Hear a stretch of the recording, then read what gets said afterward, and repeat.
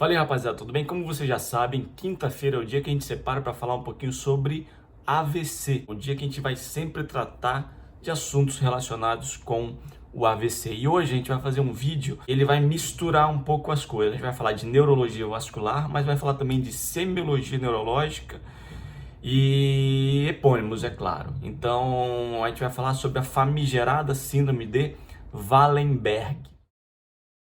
Quando a gente fala da síndrome de Wallenberg, já começa a dar um frio na espinha, porque falando de síndrome de Wallenberg é igual a falar síndrome de tronco, e as síndromes de tronco, elas são extremamente difíceis porque é uma área pequena com alta eloquência, ou seja, tem muitos sintomas associados.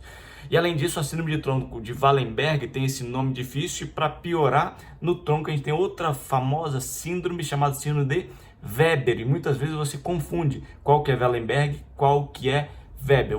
Eu espero que com esse vídeo eu consiga separar um pouco as coisas para você conseguir entender quem é Weber e quem é Wallenberg. Então a primeira coisa, se a gente for entender o que é a síndrome de Wallenberg, ela também é chamada de síndrome bulbar lateral, que é o local onde essa síndrome acontece, e também é chamada de síndrome da artéria cerebelar póstero inferior, síndrome da PICA, né, do inglês, Posterior Inferior Cerebellar Artery.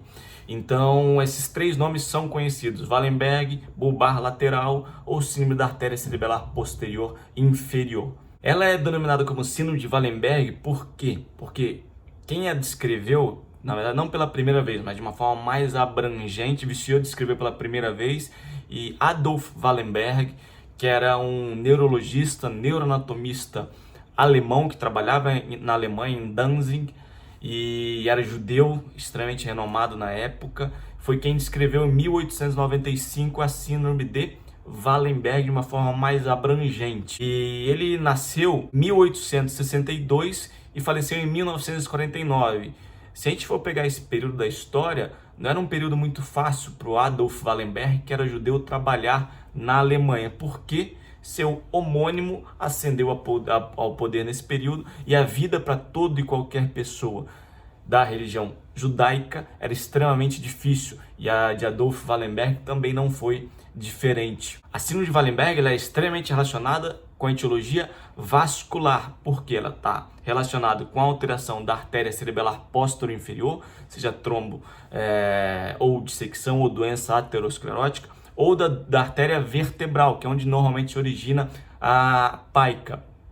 Tanto dissecções quanto doenças ateroscleróticas dessa artéria podem levar à isquemia da região bulbar lateral, que é a principal etiologia da síndrome de Wallenberg. Então, como você sabe, a gente gosta muito da história. Então, a gente vai falar um pouquinho agora da história de Adolf Wallenberg, para depois falar das alterações clínicas, para você entender a síndrome de Wallenberg. E eu vou falar algumas coisas para separar de uma vez por todas Wallenberg e Weber, para você nunca mais esquecer. Então a vida de Adolf Wallenberg ela nunca foi das mais fáceis. Ele com 6 anos de idade perdeu o pai. Foi criado ele e os 3 irmãos pela mãe, única e exclusivamente. Em 1891 ele teve uma queda de cavalo.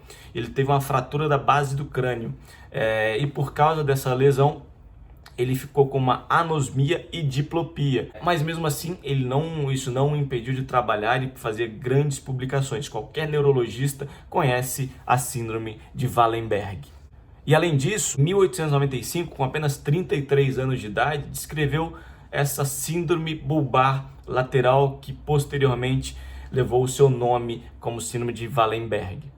E ele era um cara que publicava muito. Então, de 1895, quando ele publicou esse primeiro artigo da síndrome de Wallenberg, até 1915, ele publicou nada menos que 45 artigos sozinho. E aí, em meados de 1930, 1934, ele foi obrigado a sair do seu apartamento, porque a dominação nazista pegou o apartamento que ele morava e seria um local da administração do partido nazista na cidade que Wallenberg morava. E em 1938 ele foi impedido de trabalhar pelos nazistas única e exclusivamente porque ele era judeu, proibido de ir ao hospital e era proibido de fazer publicações. Uma mente brilhante como essa de Adolf Wallenberg foi proibida de trabalhar por um preconceito religioso criado na época na Alemanha. E além disso, Logo depois, em 1938, 8 de novembro de 1938, ocorreu a Noite de Cristal, que foi extremamente intensa também na cidade onde ele morava, e logo depois disso, em 1939, ele resolveu emigrar da Alemanha e partiu para a Inglaterra. E dali ele foi para Chicago, onde ele viveu até sua morte em 1949, trabalhando muito ainda na Universidade de Illinois em Chicago. Então,